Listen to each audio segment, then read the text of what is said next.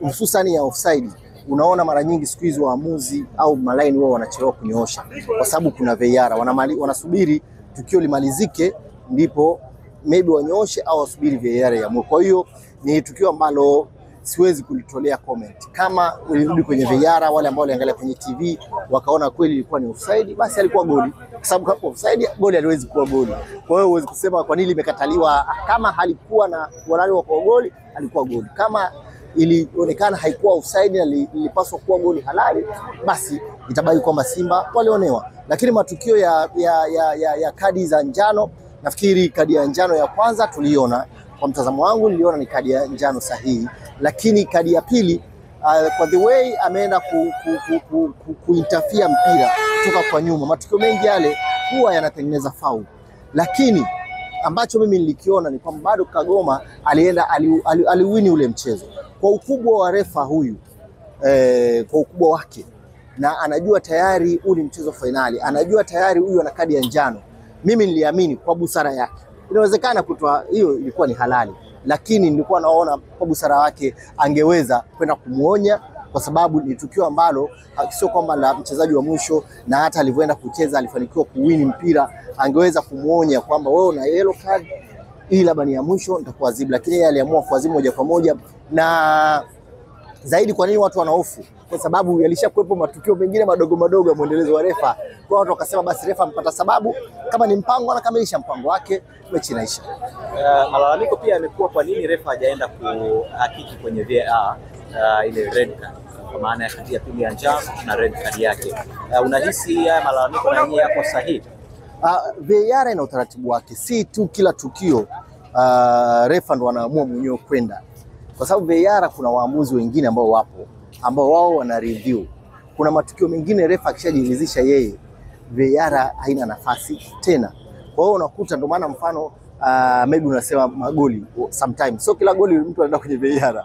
Kwa hiyo ni tukio ambalo refa akisharidhika nalo, maybe anapata msaada, kwa sababu anasikiliza wale walio kwenye VAR, wakishakuwa na uhakika mchezo unaendelea. Mara nyingi kwa nini refa huwa anaenda kuangalia? Ni pale ambapo kunakuwa kuna mgongano wa mawazo. Hawa wanaangalia kwenye VAR, wanaona ili tukio maybe kuna changamoto hapa, ndio ambao wanamuita yule naye aje ajiridhishe ili kutoa maamuzi sahihi. Lakini kama wao walishajiridhisha kwamba ni tukio ambalo ni faulu ya yellow card, kwa sababu ile ni yellow card, ingekuwa hana kadi nyingine kimsingi ingeweza kuendelea na mchezo. Kwa hiyo nafikiri imekuwa tu ni bahati mbaya kwa Simba. Mchezo wote tumeuona, Simba wanaenda kujipanga. Nafikiri ilikuwa ni msimu ambao kufika finali pia kwao ilikuwa ni bonus. Sawa. Tuna misimu mitatu mtawalia, tuna finali mbili kubwa za mashindano haya ya kombe la shirikisho. Mpira wetu unaenda wapi? Nafikiri ni tunakuwa na ukuaji. Lazima attempt, wanasema mara nyingi, ili kuweza kufanikiwa. Simba hao ambao tunaona leo wanakwama kwenye finali, wamekwama kwenye robo zaidi ya misimu mitano, wanakwama kwenye robo wavuka.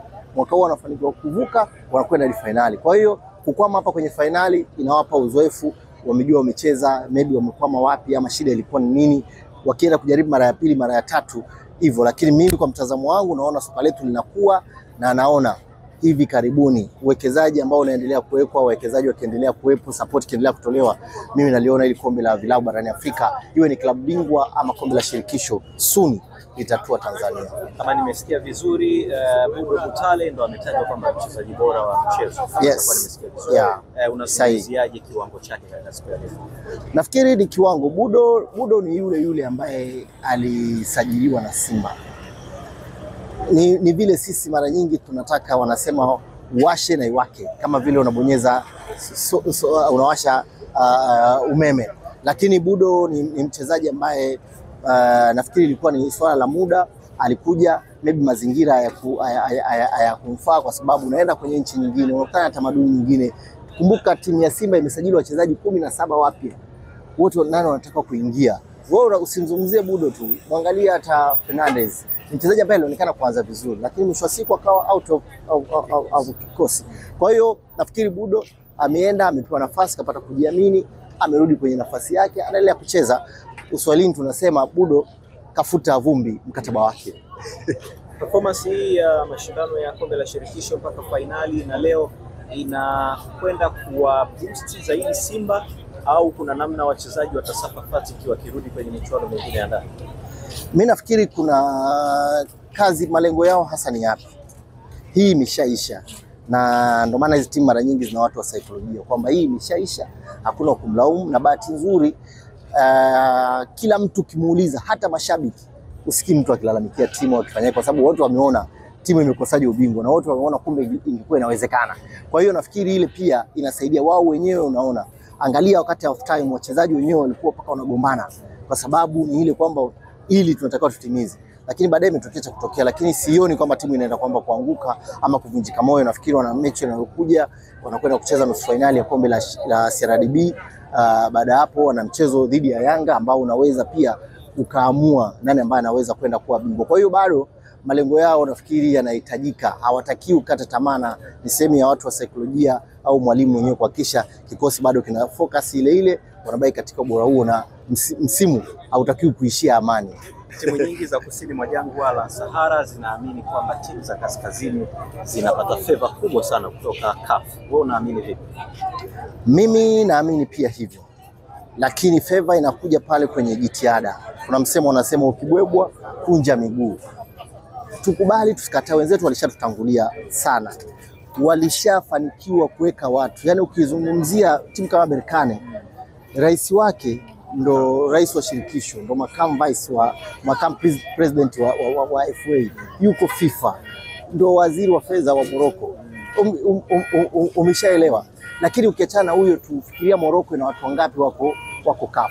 Sisi ndo Karia kaingia juzi huyo, tena kwa East Africa unazungumzia, ndo kaingia juzi. Kwa hiyo unaona kuna namna ambavyo wanaweza wakakaa na wakateteana na wakatengeneza favor. Sisi tupo katika process ya kukua, na wewe siku zote tunasemaga hakuna sisi wa kumlaumu. Sisi tupo katika process ya kukua, na ndio hivyo, tutakutana na vijingi, tutakutana na mikwamo ya namna hii, lakini naamini mwisho wa siku itatusaidia. Tunaenda wanapambana, wanakwama, kesho wataenda watajifunza. Zamani tulikuwa tukitoka mechi za nje tukirudi ni vilio. Siku hizi watu wakirudi wanakuja kimya kimya.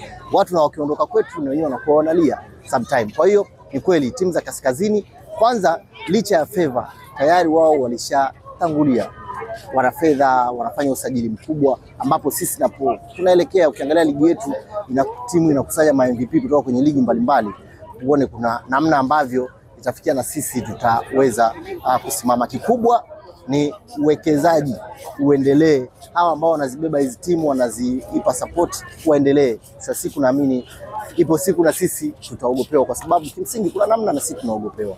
Kwa kumalizia, kwa maneno mafupi sana, na hisi kama umeshalizungumza hili, lakini kwa mail wenyewe wanasema ili Simba, Yanga, Azam zifike katika daraja la RS Berkane na timu zote hizi ambazo zinachukua ubingwa wa mashindano haya makubwa, nini ambacho wanapaswa kufanya? Kwanza kukifanya ni kutengeneza misingi. Nafikiri msingi wa kwanza ni pesa, ambayo imekuwa sisi timu zetu mara nyingi imekuwa na changamoto sana. Sasa hivi katika mpira wetu pesa ipo, umeshaona. Ukishapata pesa unabidi utafute wachezaji ambao wanaweza wakakusaidia, uwe na scouting ambao wanaweza wakakusaidia kupata wachezaji ambao ni bora barani Afrika. Hatua ambayo tumeshapiga, tuna wachezaji wengi ambao bora, ndio maana unaona tunabishana. Lakini pili, nyuma ya pazia lazima uwe na uongozi bora ambao unaweza kufikisha pale. Kwa hiyo zipo katika njia sahihi Simba na Yanga katika soka la Afrika. Mimi naamini tupo katika njia sahihi, ni kuwa tuna consistency.